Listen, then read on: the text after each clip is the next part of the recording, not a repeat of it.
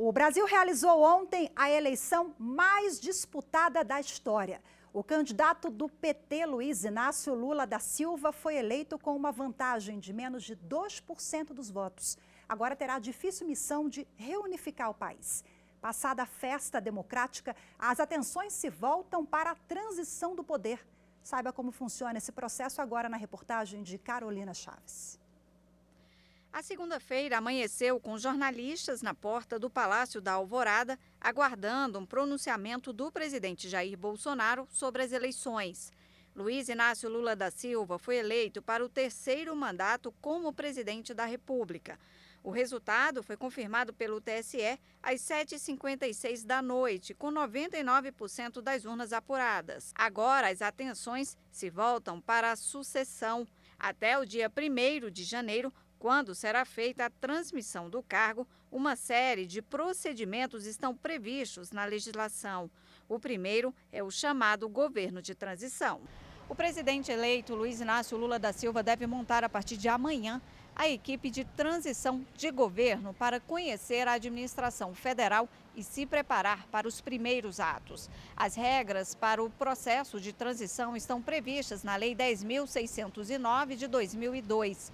A norma prevê a criação de uma equipe com até 50 cargos em comissão indicados pelo presidente eleito. O atual presidente também deve montar um grupo semelhante que deverá repassar informações sobre as contas públicas, os programas e os projetos do governo federal. Os titulares dos órgãos e entidades da administração pública são obrigados a cooperar e fornecer as informações solicitadas pelo coordenador da equipe de transição. Para receber a faixa presidencial do antecessor, o novo presidente precisa ser diplomado pela Justiça Eleitoral.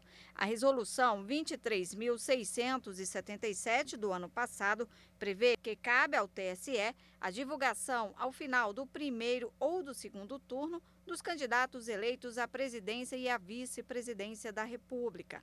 Após o resultado das urnas confirmado pelo TSE, a Justiça Eleitoral emite o diploma, confirmando a legitimidade do eleito para representar a população. O documento é assinado pelo presidente do TSE, garantindo a posse do presidente e do vice-presidente da República. Se o candidato tiver o registro cassado, não pode ser diplomado.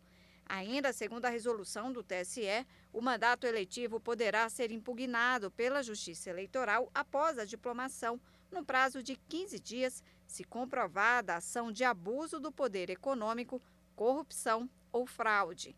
Algumas ações já chegaram ao Tribunal Superior Eleitoral. O presidente da Corte afirmou que a apresentação desses recursos faz parte do jogo democrático e eles serão julgados normalmente. Nós vamos instruir. Na hora que estiver instruída, o ministro relator pedir a pauta, eu pautarei e nós julgaremos. A democracia, ela se consubstancia também com o Estado de Direito. Ou seja, as regras democráticas respeitam as regras do Estado de Direito. Se houve inelegibilidade, serão julgados. Se não houve, será o pedido indeferido. Então, nós iremos julgar e analisar normalmente. Essa eleição foi a mais disputada da história do país desde a redemocratização. Para o vice-presidente do Supremo Tribunal Federal, ministro Luiz Roberto Barroso, agora caberá ao novo presidente a missão de reunificar o país. Acabar com a divisão do país em nós e eles. É claro que sempre vão existir pontos de vista diferentes, mas um país precisa ter alguns consensos mínimos. E eles podem ser extraídos da Constituição. Nós precisamos renovar um pacto de integridade.